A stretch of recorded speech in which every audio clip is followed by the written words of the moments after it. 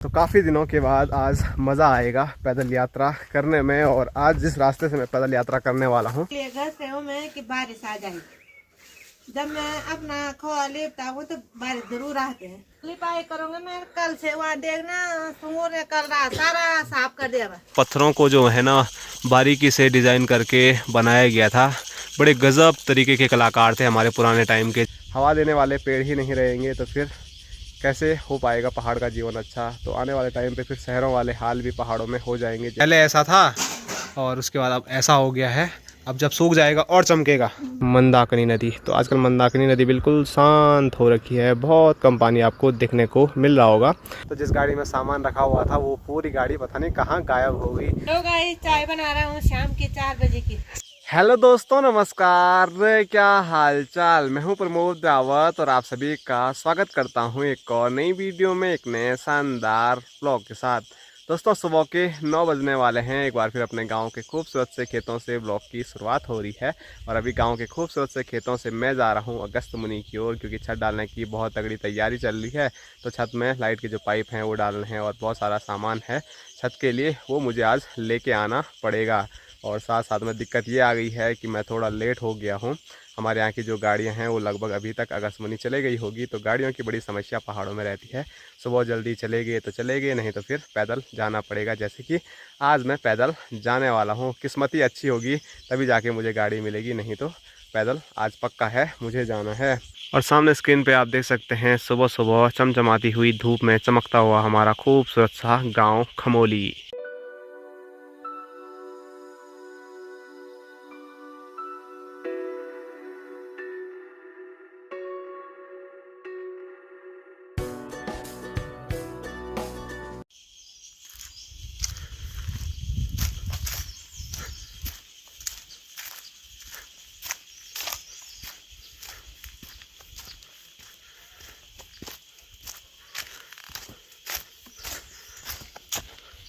तो काफ़ी दिनों के बाद आज मज़ा आएगा पैदल यात्रा करने में। और आज जिस रास्ते से मैं पैदल यात्रा करने वाला हूं, तो हमारे क्षेत्र का सबसे पुराना पैदल रास्ता यही है।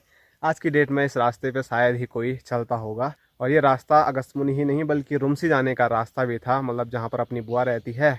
तो बुआ के घर भी इस रास्ते से हम बहुत जाते थे। लेकिन काफ़ी टाइम से जब से रोड आई तो ये रास्ता बिल्कुल बंद ही हो गया था। तो काफ़ी दिनों के बाद इस रास्ते पे चल रहा हूँ तो अच्छा भी लग रहा है, लेकिन थोड़ा डर भी लग रहा है, क्योंकि यहाँ आगे ऐसा घना जंगल है जहाँ पे मतलब रीछ का बहुत ज़्यादा आतंक रहता है। लेकिन शायद ही आजकल रीछ यहाँ होगा, क्योंकि सर्दियों में ही रीछ नीचे आता है, बाकी ऊपर चले जाता है पहाड़ियों पर रीछ गर्मियों में। जय हो माता रानी। तो आज के पैदल यात्रा की शुरुआत करेंगे माँ बराली देवी के आशीर्वाद से।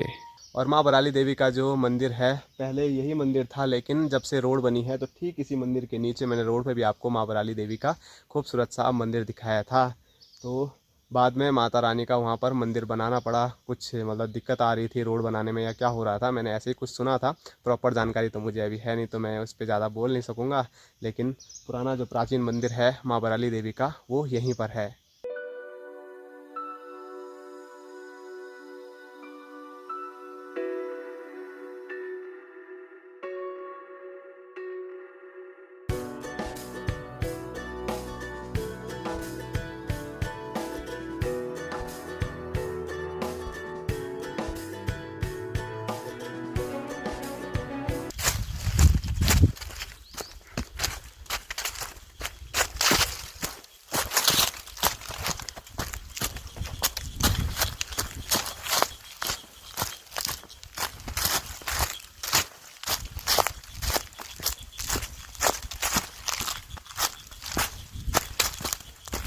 तो जैसे ही मैं थोड़ा आगे बढ़ा तो वैसे ही यहाँ पहुँच के अपनी जो बचपन की यादें हैं वो ताज़ा हो गई है। तो यहाँ का नाम है रिखनौ, और जो पानी का स्रोत है यहाँ पर, तो रिखनौ का धारे के नाम से यहाँ पर प्रसिद्ध है ये जगह।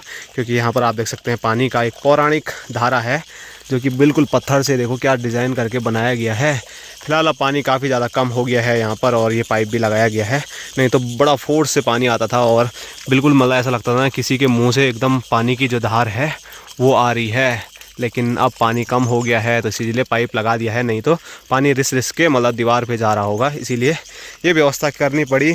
और यहाँ नीचे भी आप देख सकते हैं, नीचे से आप देखेंगे तो पत्थरों को जो है ना बारीकी से डिज़ाइन करके बनाया गया था। बड़े गजब तरीके के कलाकार थे हमारे पुराने टाइम के ज़माने के लोग। वो पत्थरों को काट के ही सब कुछ बना लेते थे। ये आप देख सकते हैं इस साइड भी इस पे क्या फूल का चरखा बना रखा है। और यहाँ भी मैं आपको दिखाऊं तो यहाँ भी ऐसे ही है कुछ, ये देखिए। बाकी नीचे नज़दीक से दिखाऊं तो अभी तो उस पर काई जमी हुई है, लेकिन फिर भी आपको जो डिज़ाइन है वो पत्थरों पे निकले हुए हैं वो थोड़ा बहुत नज़र आ रहे होंगे। तो चलो थोड़ा बहुत यहाँ पर पानी पीते हैं, अपनी जो पुरानी यादें हैं उनको ताज़ा करते हैं और फिर आगे बढ़ते हैं।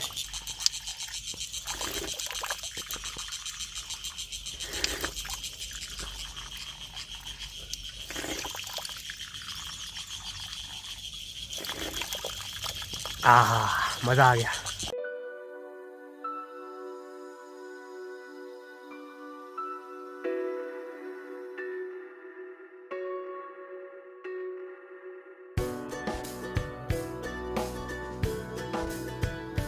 तो रूम से जाने के लिए जो रास्ता है वो यहाँ ऊपर से है। मुझे अभी इस रास्ते से जाना है अगस्त मुनि। रास्ते पे अभी ध्यान मत दीजिए, आप ध्यान दीजिए इस चीज़ पे। तो यहाँ पर हाल ही में आग लगी हुई है पिछले 2-4 दिनों से। तो उसके बाद यहाँ का जो हाल है वो बहुत बेहाल हो गया है। यहाँ नीचे तक आप देखिए, और इससे नीचे जैसे जैसे मैं जाऊँगा तो आपको दिखाता रहूँगा कि पूरा जो ये जंगल है ये खाक हो गया है।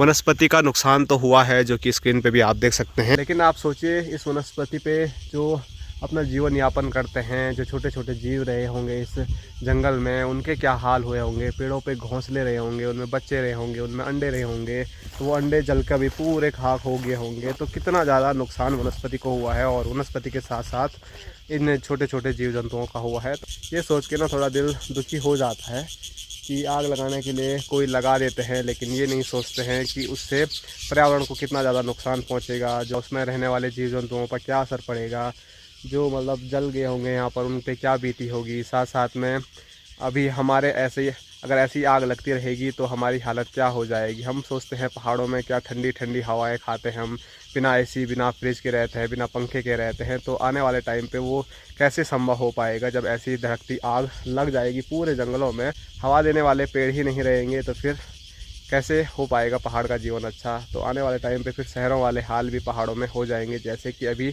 हो ही रहे हैं। ये देखिए सामने का जो गांव है वो आपको कुछ नज़र ही नहीं आएगा, ऐसी धुंध फैली हुई है। और ये आग ज़्यादा पुरानी नहीं है, इससे आप अंदाज़ा लगा सकते हैं। नीचे एक छोटा सा लकड़ी का टुकड़ा है, तो वहाँ पर अभी भी धुआं आ रहा है।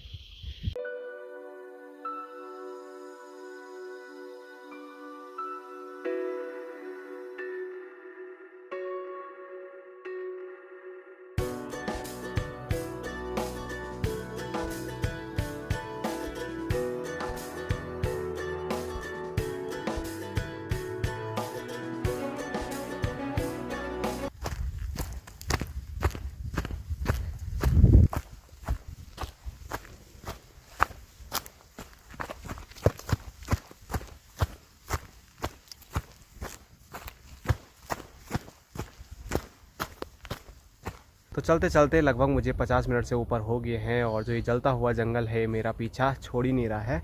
मतलब इतनी दूरी तक ये जंगल जला हुआ है, तो रोड के ऊपर पूरा जला हुआ है। अभी मैं रोड में नीचे पहुंचा हूं तो यहाँ नीचे फिर भी सही लग रहा है, यहाँ पर आग नहीं लगी हुई है।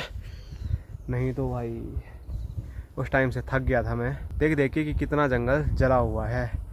और इस जंगल को जलने का जो सबसे बड़ा कारण है कि यहाँ चीड़ का जंगल है, और चीड़ की जो सूखी पत्ती होती है पिरूल, तो ये बड़ी खतरनाक होती है, क्योंकि इस पे अगर थोड़ी भी आग की चिंगारी लग गई ना तो पूरा जंगल खाक हो जाता है। तो इसी वजह से आग थोड़ी कहीं पर लगी होगी, गलती से लगी या कल लगी वो तो मुझे नहीं पता है, पर वो इतनी जल्दी फैल जाती है कि उसको बुझाना फिर मुश्किल हो जाता है। तो इंसान जो बुझाने जाएगा तो उसके जलने का खतरा भी हो जाता है, और कई जगह ऐसे केस हो भी चुके हैं कि आग बुझाने गए और खुद इंसान जल जाता है। तो इसीलिए लोग डर के मारे फिर आग बुझाते भी नहीं हैं।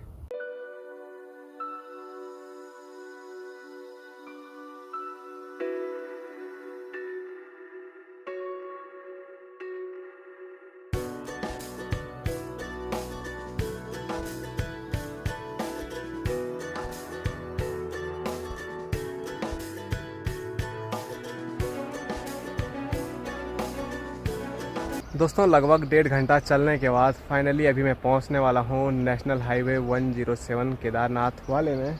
और यहां से ज़्यादा नहीं है, बस 50 मीटर ही दूर हाईवे होगा तो वहाँ पर शोर शराबा रहेगा गाड़ियों का, तो फिर वहाँ पर मेरी आवाज़ आपको सुनाई नहीं देती, इसीलिए मैंने आपको पहले ही जानकारी दे दी। वैसे गाड़ी से भी आएंगे और पैदल भी आएंगे तो लगभग 1 ही घंटा लगता है, लेकिन आज मैं थोड़ा वीडियो बनाते बनाते आया और थोड़ा बीच में बैठ भी गया था, तो इसीलिए 1.5 घंटा लग गया।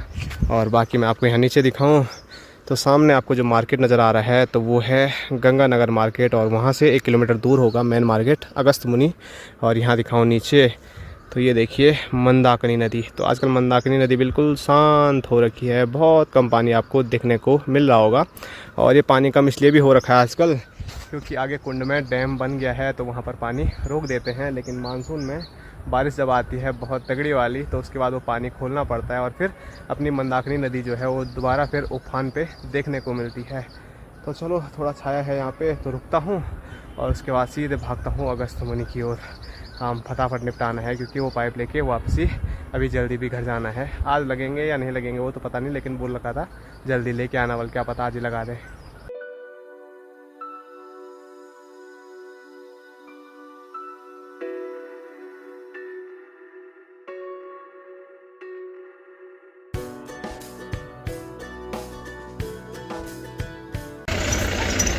तो ये वाली जो रोड है वो हमारे गांव के लिए जाती है, बाकी जो नेशनल हाईवे है वो यहाँ नीचे आपको देखने को मिल रहा होगा।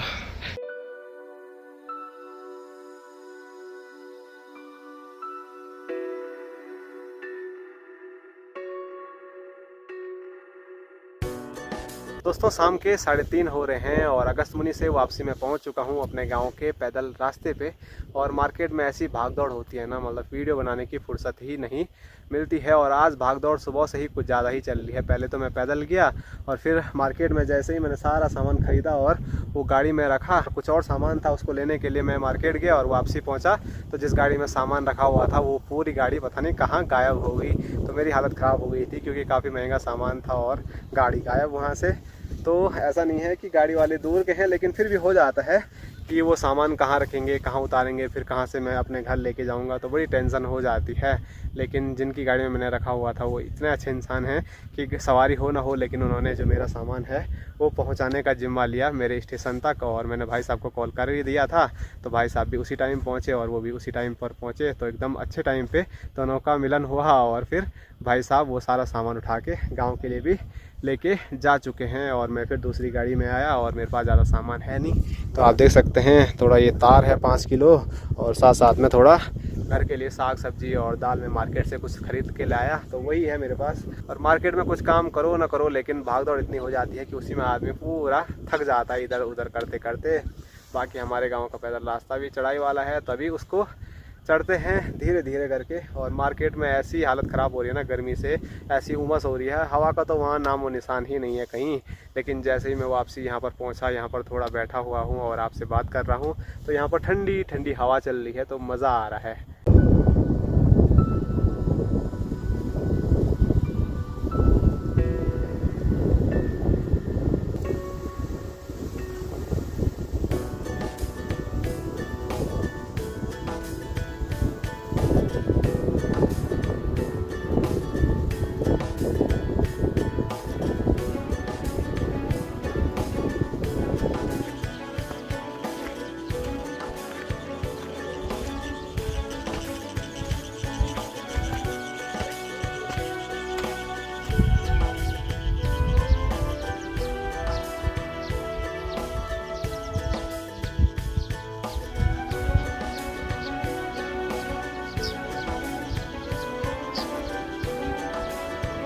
तो वापसी पहुंच चुका हूं मैं गांव में और स्क्रीन पे आप देख सकते हैं लगभग इस साइड का तो पूरा जाल तैयार हो चुका है। और अभी जो मैं तार लेके आया हूं वो लगेगा तो और भी ज़्यादा काम अपना पूरा हो जाएगा। और मिस्त्री लोग अभी चाय का आनंद ले रहे हैं। क्या हाल चाल? आनंदमय है। और उसके बाद जो लाइट लूइट का सामान है वो भी पहुंच गया है, भाई साहब ने पता नहीं कहाँ वो रखा है। तो जैसे जैसे लगेगा फिर मैं आप लोगों को दिखाऊंगा। फ़िलहाल अभी कुछ खाना पीना मार्केट में भी खाया नहीं, तो सीधे एक बार घर चलता हूँ, चाय भी पीते हैं और फिर पेट पूजा भी करते हैं।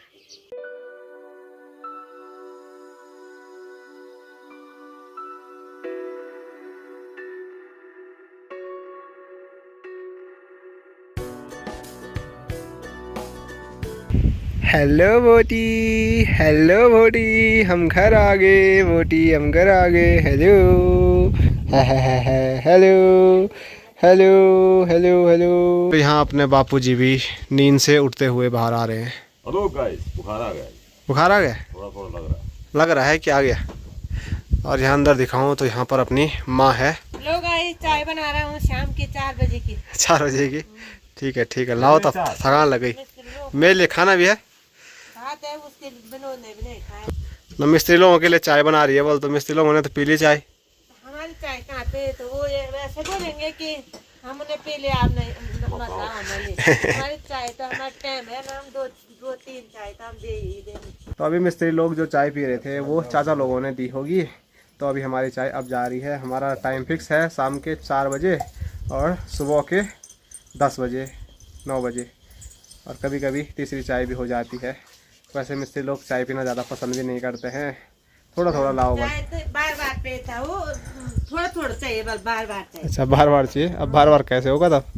हम तो हम थर्मस मतलब भर के देते हैं कि 2-3 बार के लिए हो जाए, लेकिन फिर वो पीते ही नहीं। कभी कभी तो ख़राब भी हो जाती है, फेंकनी पड़ती है। पर चलो, अभी जो हमारा थर्मस है ना वो थोड़ा ख़राब है, उस पर ज़्यादा देर तक चाय गर्म नहीं रह रही है। तो अभी एक और नया थर्मस ख़रीदना पड़ेगा जिसमें कि चाय लगभग कम से कम 5-6 घंटे तो रह जाए। उससे ज़्यादा भी रहेगी तो ठीक है। कहाँ रहती है यार 5-6 घंटा, उसमें आधा घंटा 1 घंटे में ख़त्म हो जाती है वो। तो चलो अब हाथ मुँह धोते हैं, चाय माँ बना रही है तो चाय पीते हैं। और जैसे बोल रहा था कि मार्केट में मैं खाता नहीं कुछ भी, तो भात होगा तो भात खाते हैं।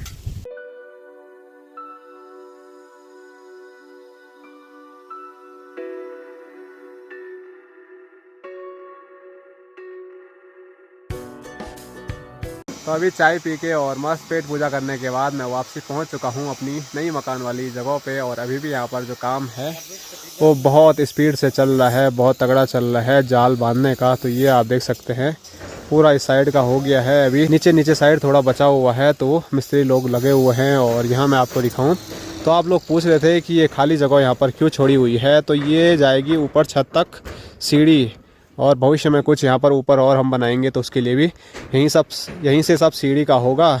तो सीढ़ी जब बनेगी तब आप लोगों को सही से आइडिया आएगा कि यहाँ पर कैसे काम होगा। फ़िलहाल तो ये खाली ही रहेगा, उधर छत पड़ेगी, इधर छत पड़ेगी, और सीढ़ी कैसे कैसे बनेगी वो भविष्य में आपको बताएंगे।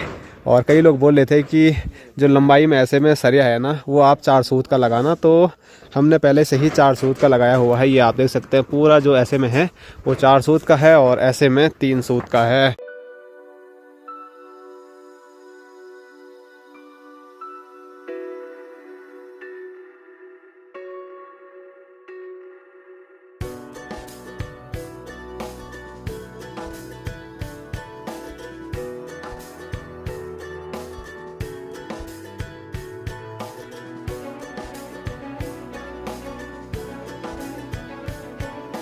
और अभी मैं घर आया हूँ और जैसे ही घर पहुँचा तो जैसे जैसे रात होने को हो रही है वैसे वैसे अपनी माँ के हाल आप देख सकते हैं स्क्रीन पे।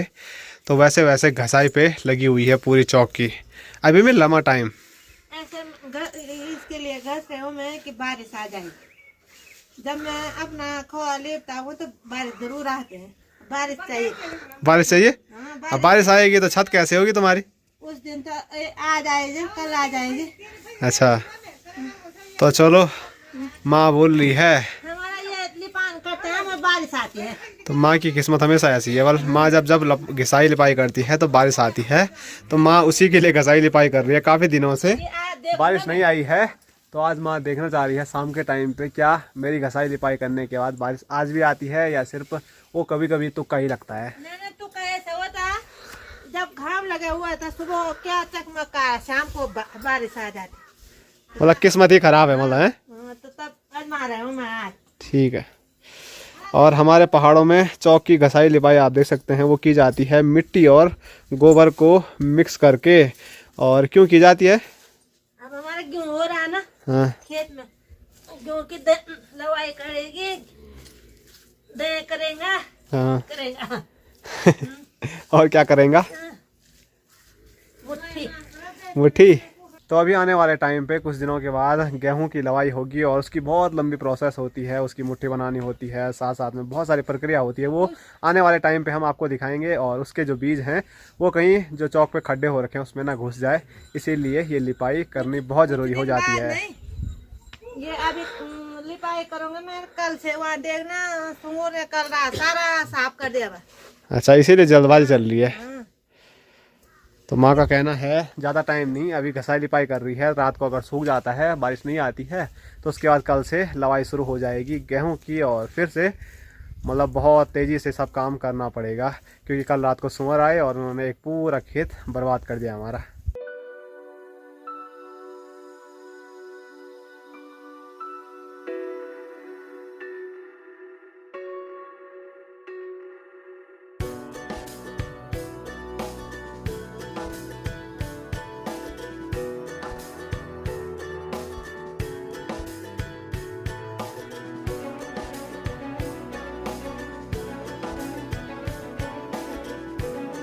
तो पहले माँ ने अपने हाथों से लिपाई की और अब ऊपर से जो गोबर और मिट्टी का घोल है उसको मतलब एक कपड़े पे लगा रही है और पूरा ऐसा उसको फैला रही है। उसको बोलते हैं घसनेटा।